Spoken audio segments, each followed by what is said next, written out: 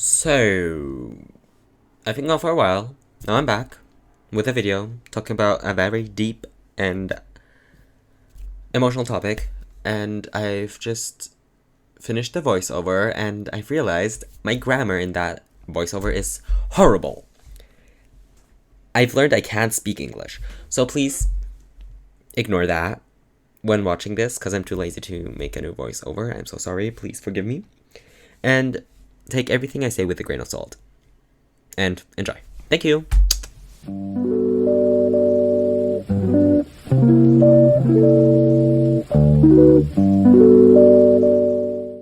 So let's jump right into it. Now, I'll be front up and honest, I haven't planned anything regarding the voiceover for this video, so I'm kind of just improvising, so please bear with me. I'm very sorry if I say certain words, certain terms quite a lot this video. I do really apologize. It's not my intention. I was just lazy to write a script, so oops.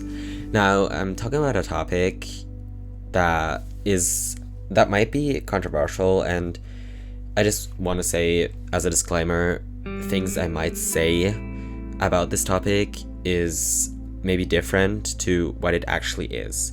Now, I have experience and emotions with this topic myself and with what I'm trying to convey here, and I'm putting essentially my opinions and my emotions on paper or on the screen and sharing it, and I do realize a lot of things I might say might be wrong, and I'd appreciate it a lot if you'd educate me in case I do something wrong, or if you have a different opinion to me, to share it with me, because I'd like to see different kind of point of views when regarding this deep of a topic.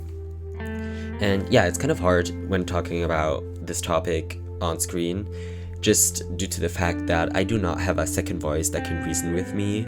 I'm just rambling about my opinions and how I feel about this topic, how I have experience with this topic, and about my experiences, and they might not add up with yours.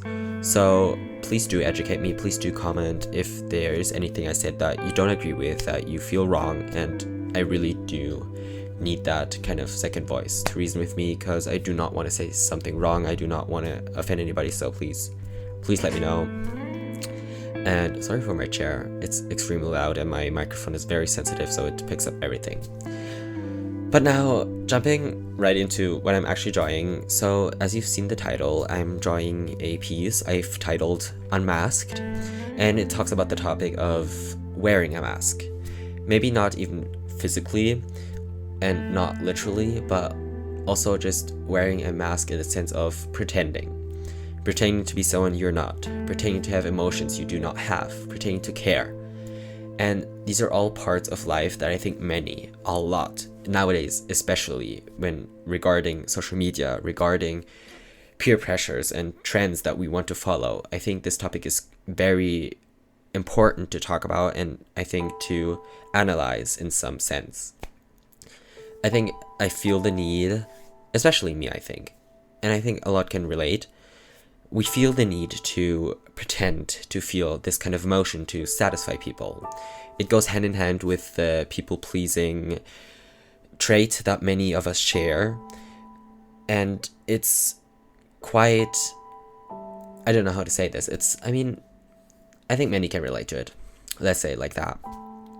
And to have the feeling of not really showing the emotions we do truly share, or we truly feel, it's more of we want to be liked, we want to be accepted, we want to share the same opinions about topics like the other people and the peers and just in general the environment we socialize in. We want to be part of it, we want to not necessarily stand out, we want to fit in, we want to be part of that group. We do not want to be separated from them, we do not want to be excluded. So I think many of us wear a mask in different friend groups to fit in, because you might have a friend group where you can totally be a crazy ass person and just do the craziest shit and no one would judge you. But then there are different friend groups you are part of as well that would definitely judge you and maybe even make fun of you. So you try to fit in and you make this new persona, you wear this mask to hide the fact that you're different than what they believe to see. And it doesn't have to necessarily be a bad thing. Of course it isn't. I mean, when talking about theater, for example, the mask, also known as makeup, or I don't know, just something you put on in theater, it enhances the character. It enhances the character we're trying to convey, and it also shows us who we are. It shows us how we feel about this character, how we can relate to this character. It can enhance those feelings. So it isn't necessarily a bad thing. Also, we might just be different in different friend groups. We might act different. We might think different when talking to different people. And that's totally fine. It's not a bad thing, and it's not necessarily a problem.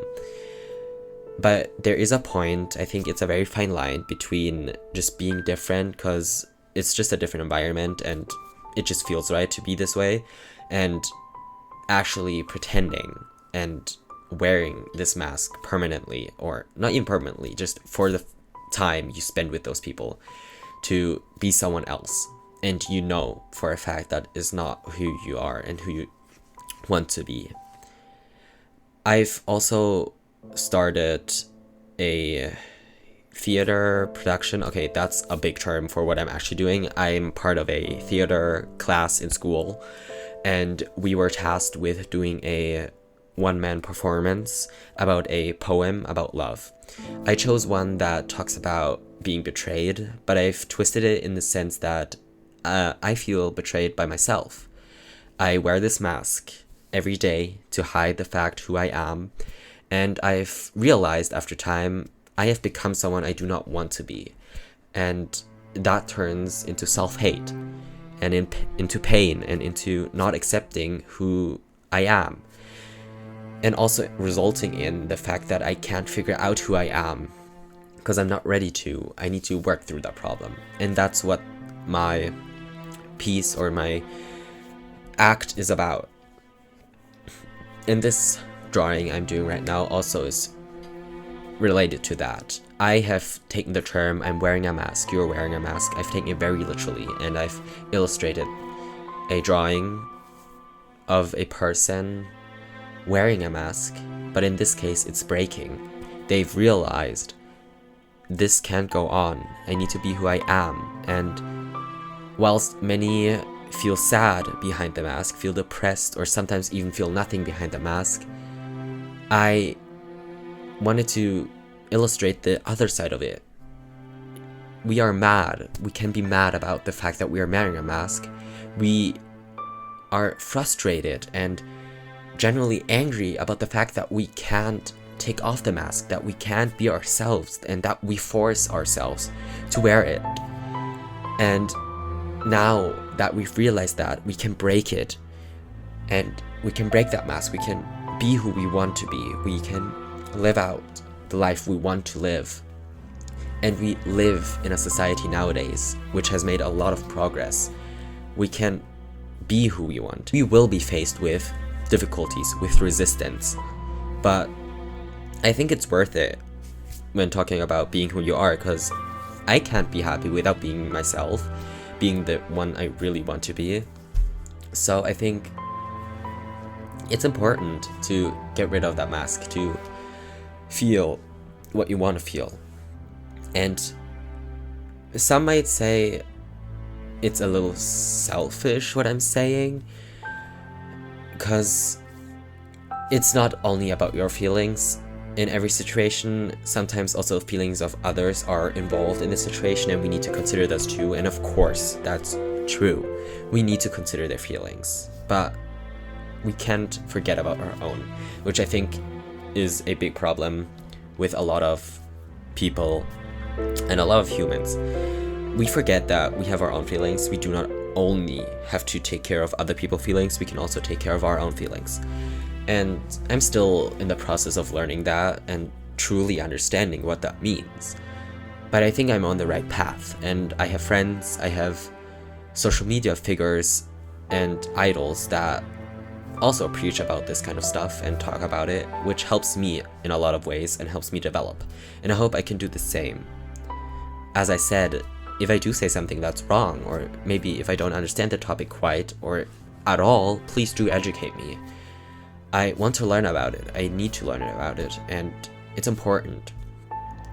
I put this information or my opinions out in the internet, and I know I'll be faced with other opinions or people who'd disagree with me very strongly, and I'm ready to face it because I want to learn. I need to learn, and I think it's important. But let's talk about the drawing as well, because I've been just going off topic, and if I just jump from one talking point to another, please excuse me. I'm just improvising it, as I said. But yeah, so I've decided to keep the skin and the person that I'm illustrating here generally in the red color spectrum. Just red represents, for one, as well, love, but also anger, and with the intention of showing that this person is angry that they're wearing the mask, I wanted to keep them in this tone of red, which I think it helps conveying the message I want to share here, and the emotion they share. I had a few struggles when illustrating the face and the expression, because I do a lot of blank face expressions or just a slight smile because it's easier, but I've tried to expand my artistic expertise and talent and skill, of course, to expressions, and I want to learn it. So that was my first attempt in really showing intense expression, and I think it worked, but I can definitely still work on it.